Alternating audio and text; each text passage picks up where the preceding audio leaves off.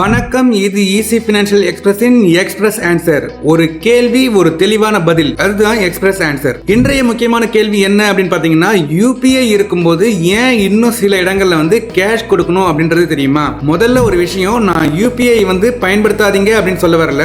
UPI நம்மளுடைய வாழ்க்கை முறையை ரொம்ப ஈஸியாக்கி இருக்கு. ஆனா நம்ம தெருவுல கீரை விற்கிற பாட்டி, காய்கறி விற்கிற தாத்தா, பூ விற்கிற அம்மா, சின்ன டீ கடை, பெட்டி கடை நடத்துற அண்ணாச்சி, இவங்க கிட்ட 10 ரூபாய், 20 ரூபாய், 50 ரூபாய் மாதிரி வாங்கும்போது முடிஞ்ச வரைக்கும் கேஷ் கொடுங்க. ஏன்னா பல சிறு வியாபாரிகள் தினமும் கேஷை ஏடிஎம்ல இருந்து தான் எடுக்க வேண்டியிருக்கும். சிலருக்கு ஏடிஎம் ஃப்ரீ லிமிட் முடிஞ்ச பிறகு கூடுதலா சார்ஜஸும் வரலாம். அந்த சின்ன சின்ன சார்ஜஸ் கூட அவங்களுடைய லாபத்தை குறைக்க கூடும். அது மட்டும் இல்லாம சைக்காலஜிக்கலா இன்னொரு முக்கியமான விஷயம், நம்ம கையில கேஷ் இருந்தா ஒவ்வொரு ரூபாயும் பார்த்து தான் நம்ம செலவு பண்ணுவோம். ஆனா யூபிஐல ஒரே ஒரு கிளிக்ல பெரிய தொகையை கூட சில நொடிகள்ல அனுப்ப முடியும். அதனால தெரியாமலே தேவையில்லாத செலவுகள் அதிகமாயிடும்.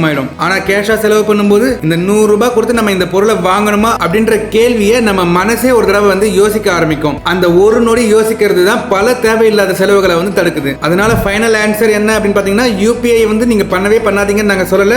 ஆனா முடிஞ்ச இடங்கள்ல கேஷை பயன்படுத்துறது உங்க செலவையும் கட்டுப்படுத்தும், ஒரு சிறு வியாபாரியோட முகத்துல சிரிப்பையும் வர வைக்கும். டிஜிட்டல் இந்தியா வளரட்டும், அதே நேரத்தில் நம்ம ஊர் சின்ன வியாபாரிகளும் வளரட்டும். இதுதான் இன்றைய எக்ஸ்பிரஸ் ஆன்சர். உங்களுக்கும் பேங்கிங், லோன் அல்லது பினான்சியல் பத்தி ஏதாவது கேள்விகள் இருந்தா கமெண்ட்ஸ்ல கேளுங்க. அடுத்த எக்ஸ்பிரஸ் ஆன்சர்ல அதற்கான தெளிவான பதிலை நாங்க சொல்றோம். நன்றி.